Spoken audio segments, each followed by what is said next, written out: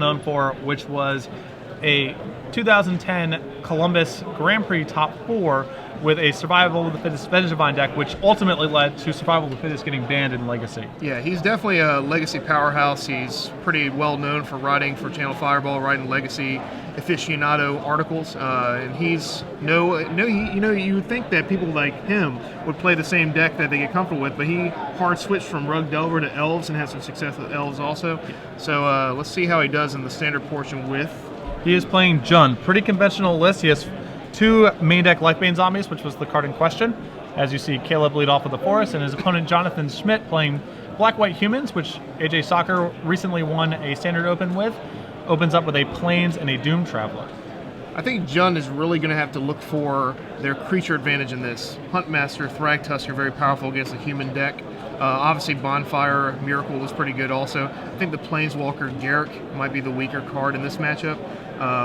So let's see how this reacts. Also, another thing about the human deck, it's very resilient. A lot of the creatures have die abilities, as you saw Doom Traveler. He also has Zathra Necromancer that also puts tokens into play. Blood Artist, these things. So even a Bonfire could be a weaker card to Miracle here. So you saw Jonathan Schmidt play Gather the Townsfolk, which was answered. One of the tokens was answered by Doomblade at the end of Jonathan's second turn. Rather, you see Caleb just simply play a 3rd land and say go.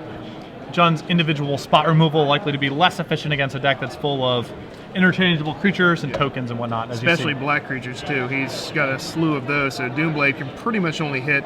The best card will be Champion of the Parish, but obviously we're far beyond Champion being relevant at this point. As you see, Jonathan add an intangible Virtue to his side of the table, and attacking for 3. Caleb plays his 4th land, a Rootbound Crag, and adds a Huntmaster of the Fells to the table. Like discussed earlier, I think that's really a card that's going to help this matchup go toward Caleb's direction. Flipping into a 4/4 is going to be difficult for the human deck to deal with, and obviously nuking a few tokens here or there.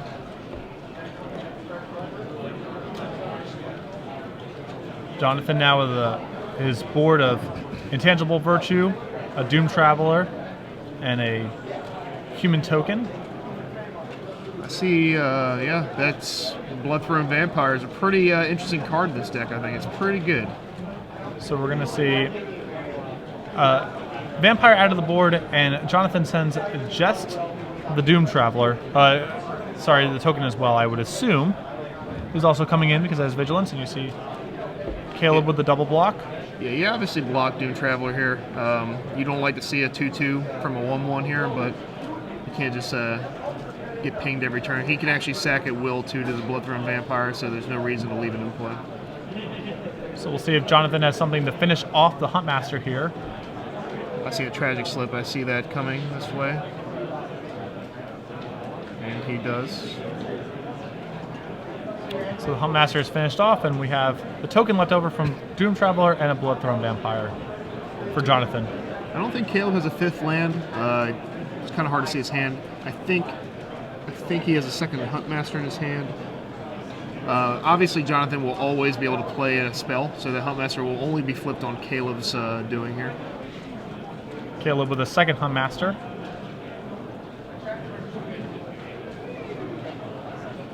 See, one of my favorite cards of all time in Jonathan's hand, the old Lingering Souls. Much better in his deck than Esper, but you see the synergy right here. These are just big spirits. So he's going to get a couple 2/2 Flying Vigilance tokens here.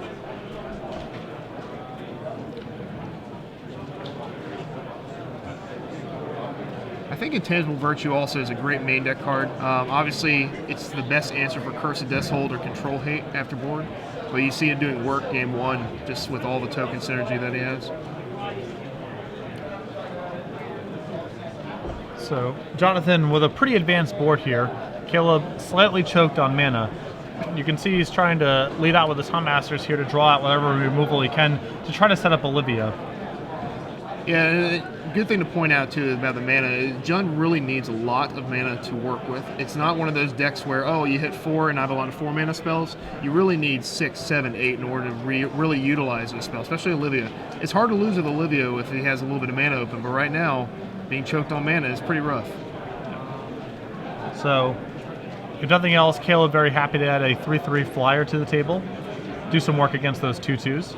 I see Blood Artist coming down here to really put a hurting on Caleb, but again, even the Olivia, once he untaps, is going to be pretty rough to deal with. Jonathan really wishes he had that Tragic Slip back, I think, because the Huntmaster he could have dealt with. Olivia, pretty impossible to kill with creature combat.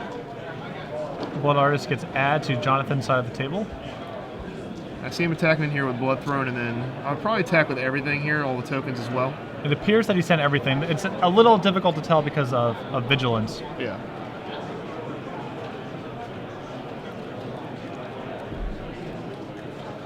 So we're going to see how combat resolves here. It looks like Olivia blocked a token, and the Huntmaster token also blocked the Bloodthrone Vampire, and Jonathan used the blocked, the token that was going to die anyway to Olivia to pump the Bloodthrone Vampire to a 3/3. Yeah. I wonder how much damage, if he would have flashback Lingering Souls prior to combat, he could have actually dealt. It would have been a real healthy portion, I think. Yep. So if Caleb, he got through, that is. Caleb falls to 13 through the attacks and various Blood Artist triggers. Jonathan at 21.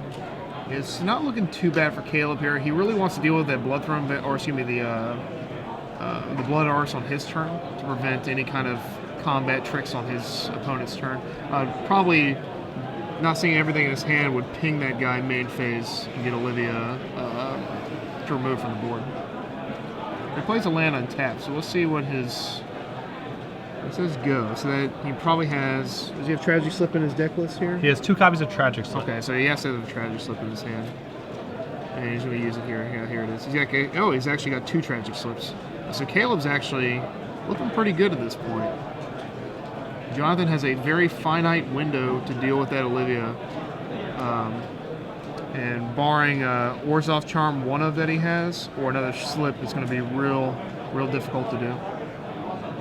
So we're going to see first order of business. Caleb wants to Tragic Slip the Blood Artist to see if there's any response before deciding what he wants to do with this Huntmaster trigger, who's now flipping. Why is Huntmaster triggering? Didn't he Tragic Slip on his turn? No, he did this all during Jonathan's upkeep. Got it.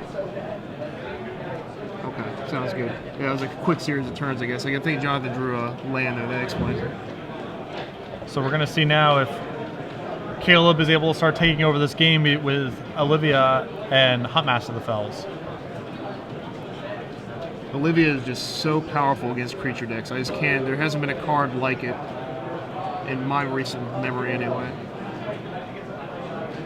So it looks like Jonathan is again sending his tokens and his Bloodthrone Vampire.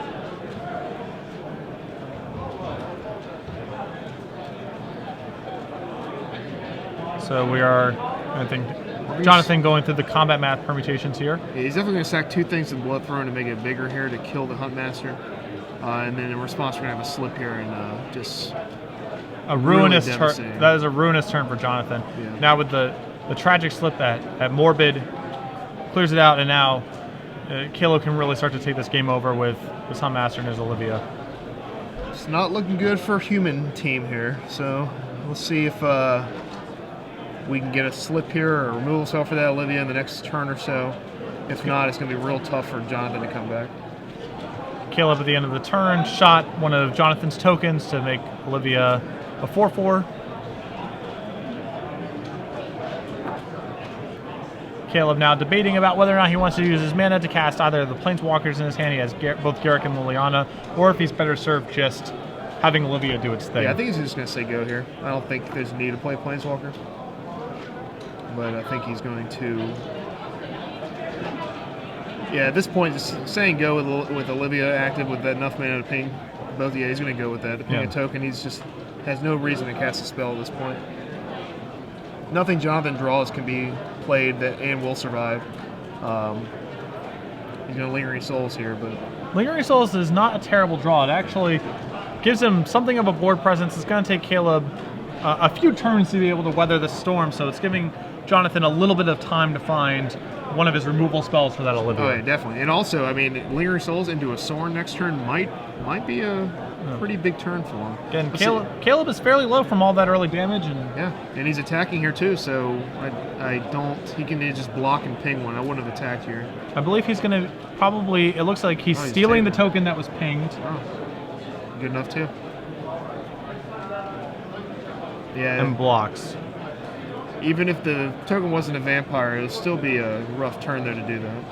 So Caleb is able to flip the Huntmaster back to its original side because Jonathan both played and cast a Lingering Souls that turn, which is the second spell. I think we're going to see a pass turn again here from Caleb. Yep. So you're seeing the combination of Huntmaster and Olivia just be so brutal on a creature deck once the board's been stabilized and Caleb has found sufficient mana. Yeah. I think you would agree that Jund is just powerful, and the synergy isn't really there. The synergy is much more evident in the human deck, but the cards are just so good that they look like they go perfectly together. Yeah.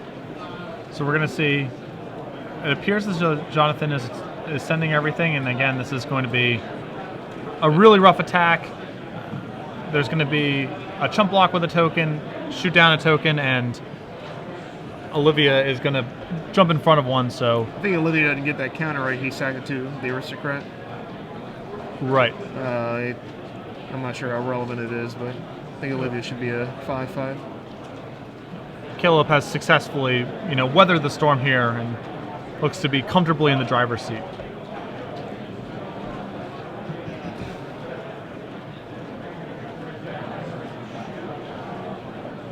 So Caleb again debating whether or not he's better served just sitting back with his mana and attacking, or actually advancing his board with one of his planeswalkers. Still pretty low on life, so he has to be semi-conservative with how he proceeds here, but he is firmly in the driver's seat. I think Jonathan would die for a mountain or two in this situation just to get those last few points in. But I mean, if he has Blood Artist and some other things, I mean, things can happen. That Olivia, though, like I said, is just devastating. Yeah, he's going to play as Olivia. This looks like lethal ping. almost. 7, 11, 12. Yeah. And that is a lethal attack, and we see Caleb take the first game. So, onto our sideboard here, we have on Caleb's side, he has looks like a singleton copy of Abrupt Decay, which seems excellent here. Yeah. Bringing up Intangible Virtue or some of the smaller creatures. He has more spot removal that he can bring in. He has access to 4 copies of Pillar and Flame and 2 copies of Barter and Blood. Those cards can be very powerful against some of the individual non-token creatures, but obviously aren't particularly efficient against the Lingering Souls type draws. I think Tragic Slip is much better in this situation, and Abrupt Decay. I don't know if I'd bring in any more spot removal. Definitely the Doomblade has to come out. That's pretty unplayable in this situation. Putrefy is pretty bad also. From the other player, Jonathan, he's got 3 Appetite for Brains, which is a dagger against Jund. It's a super powerful card. It hits every problem thing you could ever think of. And he also has 1 Osmodat Ghost Council, which is another card that Caleb will have a hard time dealing with. Many a times, an unanswered Osmodat from the old Esper was good enough against Jund. And with this deck, it's just threat number 15 he plays, where Caleb's probably exhausted all of his resources to deal with previous threats. Yeah, we've seen the Junk Aristocrats deck that Brad Nelson and others kind of put on the map a couple months ago. That Obsidat was a huge part of their plan for grinding down in the Jund matchup, or any matchup where they anticipated going long.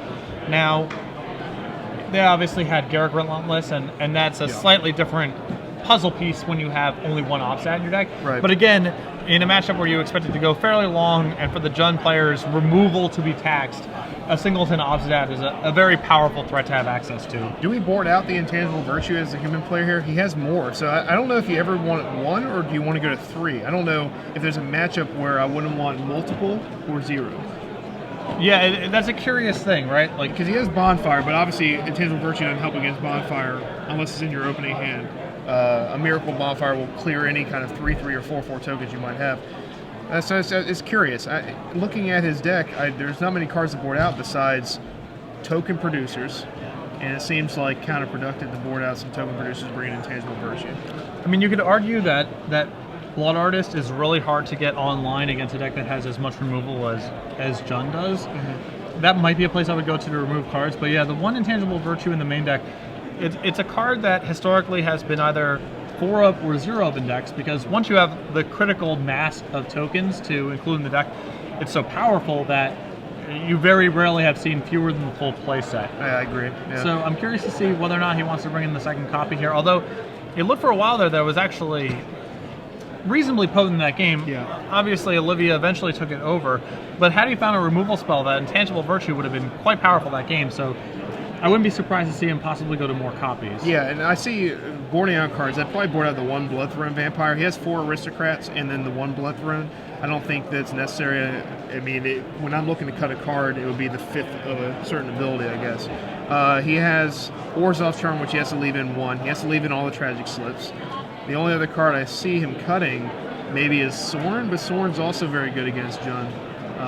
But yeah, so I guess he could do what you suggested, shave off of a couple Blood Artists, definitely the Bloodthrone Vampire, maybe a Sorin to bring in the Appetites and the Osmodeath. Bloodthrone Vampire seems like a very challenging card to leave in your deck against decks that have Tragic Slip. Yeah. Because the dream sequence that you're trying to set up is so easy for them to break up with 1 mana. Or Cartel Aristocrat doesn't really care much about Tragic Slip because you can give it protection from black and be able to survive a situation like that. So Caleb's deck, when you're looking at Jund lists, the most common thing that's different from lists are just the spell removal spells, because there's so many to choose from, and that mix and match is where I think there's the most argument and most contention on the way to construct the deck. For reference, Caleb has a main deck Abrupt Decay, 2 Mizium Mortars, 2 Tragic Slips, a Dreadbore, and a Doomblade alongside a Putrefy and 1 Liliana of the Veil, and 3 copies of Bonfire of the Damned. So his removal suite, a little bit different than we've seen from Reed or some of the Jund lists that we saw in the Players' Championships, but again, there's so many to choose from that it's not surprising to see people kind of mix and match and customize to what they feel the metagame is kind of going to look like. Yeah, I think a Jund deck, I think Jund in general tries to put on the I'm a blue deck outfit, you know? They try to play the 1s and the 2s and the 1s and the 2s, which the blue decks do because they have so much dig and card draw. And it's funny because pretty much their card draw is Garrick, and that's about it. So looks like we have both players. So no, we have 1 mulligan and we have Caleb keeping, I think. I think Jonathan's shipping his back. Looks like Caleb is still somewhat debating what he wants to do here. But yeah, you referenced, the blue decks that play all these 1 and 2 ofs because of selection. I think Jund's in a slightly different camp. So many of these cards have such similar functionality that you want a spread of them because 90% of the time, whatever, some arbitrary number of the time, Mizium Mortars and Putrefy or Doomblade and Dreadbore are going to do roughly the same thing. It looks like Caleb is also taking a mulligan here. There you go. But because they have corner case scenarios where they're different from one another, it's nice to have the option of having one or the other, because you would probably rather draw 1 copy of each removal spell than 2 copies of the same one, because then you can catch the scenarios where you would want one and not the other. I definitely agree. And I guess it's more I'm a little salty because when you look at these Jund lists and you're playing a control deck and they have 2 Garrick in there and they always play it on turn 5, it's a little frustrating as a 2 of. And when I play 2 Aetherling, it's because I play Think Twice, Azorius Charm, Revelation, where I will hit my Aetherling. But in these decks, I guess, you only have a finite amount of space, and your 4s generally have to be Huntmaster, Thragtusk, things you need right off the bat. And you rarely see 4s besides those 2 cards. Yeah. How many Olivia's playing? 3? He has 3 copies. 3 copies, yeah. But yeah, you're right. These removal spells have really similar functionality, and it's good to have variety rather than having multiple of the same thing. Especially cards like Putrefy. I can't imagine running more than 1 Putrefy in a deck, just because of the cost of it. Yeah, curve considerations also factor into these things as well. You see, Jonathan's going to be going to 5 cards here. A card that I'm actually surprised how little I see in Jund lists is Mizium Mortars, which Caleb has 2 of, which I really like a lot.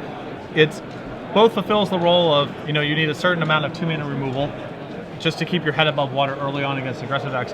But it's just another haymaker in a deck that wants to be dropping bombs once it hits 5, 6, 7 mana. So I really like the inclusion of 2 mortars in this list. Yeah, I think it goes with your first point. I think Bonfire and Mortars have a very similar role. And I think, obviously, Mortars later on, if it's already in your hand, is much more powerful than a Bonfire already in your hand.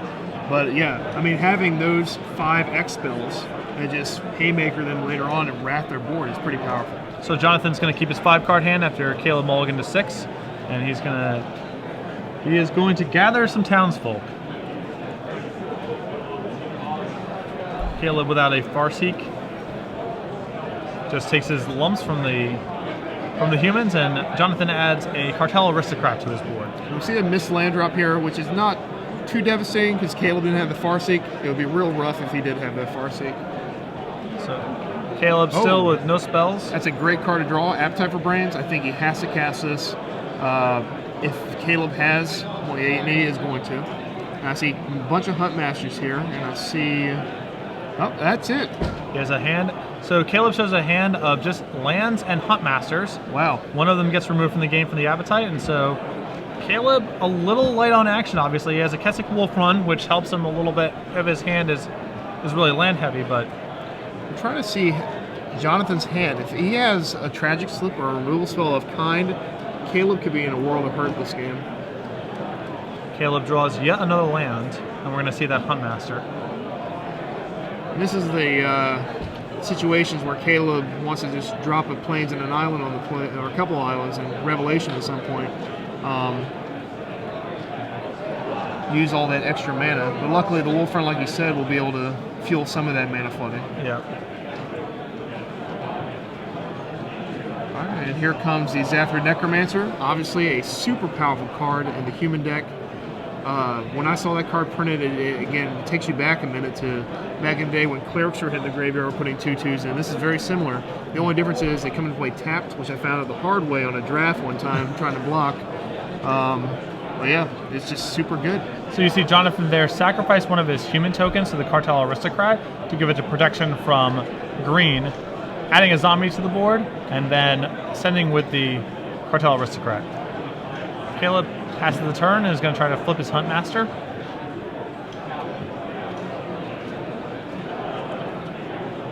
Now, I don't think Caleb would have blocked particularly if he would have waited to tap the Aristocrat and then sacked it to give it the protection after blocks.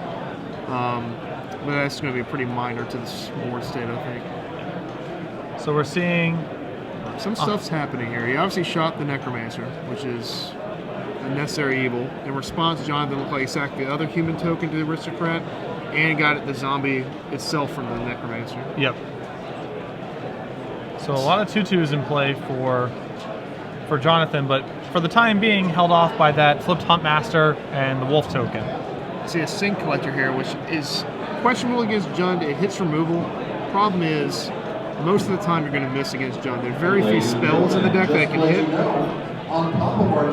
Appetite obviously is a much better card against this menace here.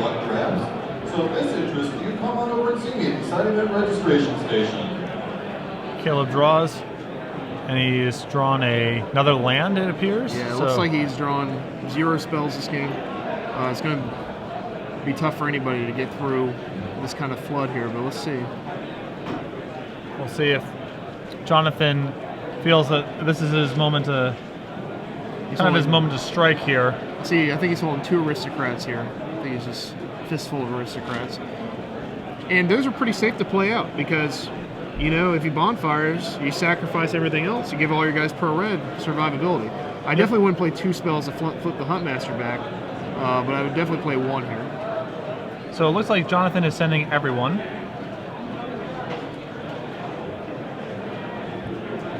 And this will result in 2 zombies getting blocked. Jonathan says, okay, doesn't matter, take your 6, go to 6. And then I think here comes at least 1 of these Aristocrats. Yeah, I'm curious to see if he adds the second one on the board. I agree that I would probably not add the second one because of that the Huntmaster flip, but we shall see. Yeah, it'll pretty much counteract it. I don't think there's a reason to do it. I hope he's going to do it anyway. Okay, so we'll see if he's able to push through the last few points here, but with Caleb flooding out, this looks like a turn where he might be able to go back and forth with his Huntmasters. Right. Quite potent here. He should have definitely held that other Aristocrat. I think the game would have been a lock. Now it's going to be pretty tricky. If Caleb draws an instant spell here, man, that's just be too good. I think he drew another land. Yep. All right, well, again, we're going to have a flip here, but then again, he's got pro 6 damage on the board if he draws any creature. So we're going to see, we're going to, looks like he's sacking 1 to one of the Cartel Aristocrats. 1 he targeted, yeah. I think, is that a creature he drew? Yeah, that's a good one too, is Doom Traveler. I think this is going to be game if Jonathan doesn't buy Caleb's bluff here with Fistful of Land, which you've seen the turn before, you know, so he knows. Yeah, Jonathan's working with a lot of information here. think we're going to have a go for a moment here. I don't think the human deck really wants to play draw go with John here. I think Jonathan has to consider whether or not he wants to sacrifice his creatures before combat to prevent Caleb from blocking at all, which appears what he wants to do, or wait to get into combat and see how Caleb blocks. I think he's going with option A. I think he's going to do it pre-combat, which is the right play here. Because even if Caleb has a removal spell, he has one extra creature there to save whatever he targets. So Caleb's in a no-win situation. No card in his deck could have saved him this turn here. So that attack is going to knock Caleb down to 2. And now Caleb is drawing very slim to get out of this bind. And there it is. There's a concession. So it's interesting. We saw Jonathan bring in Sin Collector in that game and miss, obviously. Caleb had no action. Right. I know a lot of people who feel that Sin Collector you're just in general supposed to be bringing in against Jund in post-board games, because if they're siding in anything against you, it's almost certainly spells. There's very rarely creatures in the deck, in the sideboard rather, and anything that's coming in is a spell, and likely to be a high-impact spell because they're boarding it in against you in the first place. So even though the Jund deck's a little spell light, I know a lot of people who advocate just bringing in Sin Collector against them just in general because of kind of the texture of their deck in post-board games. Yeah, I understand the logic, and I just generally disagree with it. I think that Sin Collector against Jund is almost an insta-dead card. It's just hard to hit one of those 1, 2, or 3 mana removal spells, especially if Jonathan's on the draw here. If Caleb does have a Tragic Slip of Mortars, if he doesn't have Farseek, he's definitely using it in the early turns on an Aristocrat, on a Doom Traveler, on something. So you're basically paying 3 to see their hand. I think Sin Collector is obviously much more powerful against the blue control deck, so obviously you're going to hit a slew of cards there. I mean, it's devastating to see it against Esper or blue-white-red, but against Jund, I'm pretty sure if Caleb knows and he saw that game, he's not going to sit back and hang out with his Tragic Slips and his removal spells. He's going to use them fairly early. Yeah, I think a big issue as well is that against blue control decks, like you said, Sin Collector, a 2-power attacker matters. They're trying to, wrath you a bunch and eventually stabilize with a large creature, and every little bit that you do matters. Against a deck like Jund that has so much life gain and creatures that are very good at invalidating smaller creatures, that 2/1 body can easily be worth very close to 0. Right. It's much harder for the Sin Collector to be dead against control decks in the same way. Oh yeah, absolutely. A 2-power creature that takes a card is just the best against control deck. And against Jund, like you said, the body is too small to get past the Thragtusk and the Huntmasters and the Olivias. But we saw Appetite for Brains do work that game. I mean, think about if Caleb had an Olivia in his hand at that point. That's your answer. That's the way to get it without having to hope to draw one of your removal spells that you don't already have equipped. Yeah, and for those of you who haven't been paying the closest attention to Standard over the last couple of weeks, Black-White Humans recently won the Richmond Standard Open in the hands of AJ Soccer. This is another deck that's incorporating a new M14 card in Zathra Necromancer. Obviously, chock full of synergies in this deck, a critical piece of the puzzle for this deck's overall power level. Mutavault, also a card that this deck can incorporate. It's not just a Mistress Factory that can't pump. Also is every creature type, which is really relevant, of course, for tribal synergies. So, I actually ripped a Victim of Night against the Mono Green deck that had Mutavault, and it did not work out for me. Yep. And in this deck, Zathra Necromancer gets you a 2/2, and it's Mutavault dodges a couple of removal spells. So at the Invitational, I had a Strongperk Noble that was able to evade a Mutavault for the same reason. Yeah. That's another funny little situation there. Mutavault's it's a nice little add to Standard. Obviously, I wish it was never reprinted as a biased control player, but for the health of the game, I think it's pretty important. It just goes in so many decks. So we're going to see Caleb here take a mulligan, and Jonathan appears to be keeping 7. Caleb's a good player and a professional, and he can shrug off that last game, I think, pretty well. But most players, even myself included, after having a hand with 2 Huntmasters and 4 cards after mulliganing, it's pretty frustrating to never see another spell for the rest of the game. And the game ends on turn 8 or 9. It's very, very frustrating. Especially since Caleb wasn't actually too far away from stabilizing that game. For as much action as Jonathan had that game, one bonfire or a little bit of removal, a Mizium Mortars at some point could have shifted that game around. Any spell in his deck, pretty much, even a targeted removal spell, like you said, a Mortars, even a Slip early on, would have made that a game. A Thragtusk would have been an excellent draw. I mean, he had no shortage of powerful things to draw in the spot that he was in.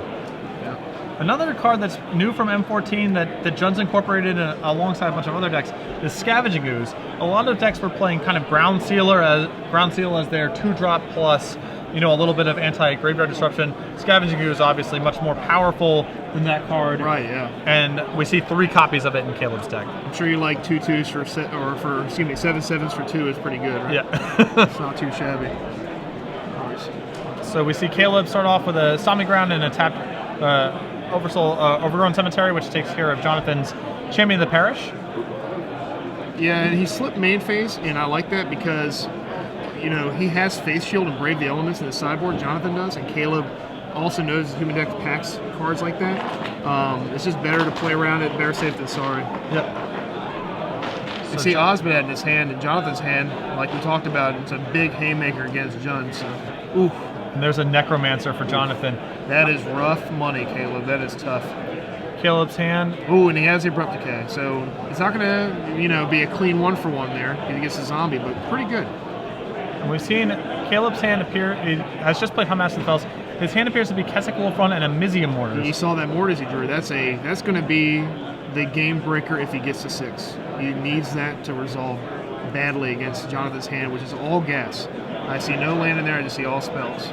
Yep. He has a Cartel Aristocrat, a Doomblade, a Lingering Souls, a Blood Artist, and an Obsidat. So Here comes no Doomblade, end I of think. action for Jonathan. And easily Doomblades. And I see the zombie getting in for 2 here. And Caleb takes it, surprisingly. I don't know. I guess he wants to hold off those humans. Yeah. Oh, and he draws Olivia. Whew, it's going to be a good one here. Very good draw from Caleb. Now, a 6-land almost guarantees Caleb taking the wheel here, taking control of this game. Yeah. So that Olivia, huge draw, like you said, for Caleb. If very powerful. Obviously, if Caleb is drawing lands, that plus Mizium Mortars are online. If he's drawing spells, well, then he's drawing spells. Right, yeah. So It's tough. And I think he drew a land here. Super great draw. And here comes an overloaded Mizium Mortars. So Jonathan's going to save his Aristocrat. So he's going to give his Aristocrat probably, I would assume, protection from green and red to both save it and allow it to block the wolf. Right. And Caleb now empty-handed, but with Olivia and Keswick Wolfrun in play. Can you believe how good Olivia is? It's just look at Jonathan's outs. He has Tragic Slip and 1 charm. Yep. And if he doesn't hit those cards, it's just impossible to take control of this game from Caleb. Gathers some townsfolk again. I think his deck is rewarding Caleb for the game 2 fiasco. So you see Caleb here very happy to just try to trade and keep his life total high. And just allow Olivia to take complete control of this game. Yep. And here's a situation where Caleb is comfortable and pretty much can't lose with Olivia in play. But then again, if Jonathan deals with it, you'll see the game momentum go from full Caleb's corner all the way to the humans in full throttle here. So Jonathan, you know what he wants to draw here. He really needs one of those removal spells ASAP. And Caleb again just lands with no cards in hand, so he is all in on this Olivia currently. Yeah, it ain't a bad place to be, it looks like. So. Here comes the pinging main phase.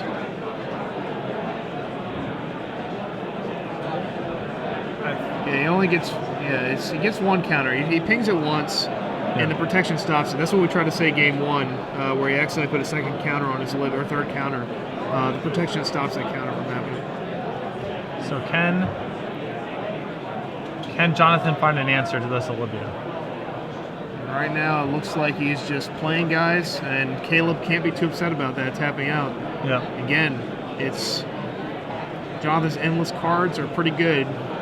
Might be able to get there eventually if Caleb doesn't draw anything, but like you said, the land is good here, the spell is good here. I think he's organizing 5 mana, so that is for some stealing activities here. So it looks like Caleb's trying to start off the turn with some Olivia pinging, and that's going to force Jonathan's hand to respond because he wants this Blood Artist to trigger as many times as possible. Right.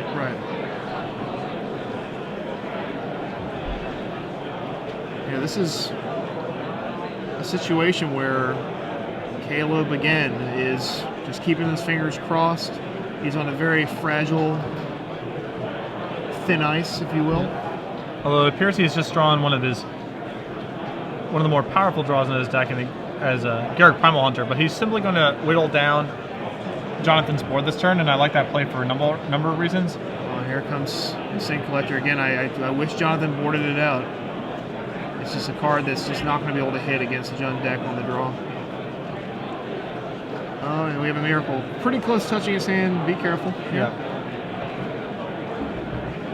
And I think that this is just going to be a lethal 1-2. No, short 1. Okay. Right, That's enough for a 6, concession from Jonathan. 9, 12 damage. Going to 1 for Jonathan is pretty much doing it dead here. So it looks like Caleb wins in a pretty fun fashion. Olivia game 1, Olivia game 3. That's just nothing the human player can do about that. Yeah, very dominating against creature decks. I really liked Caleb that last turn instead of. I think that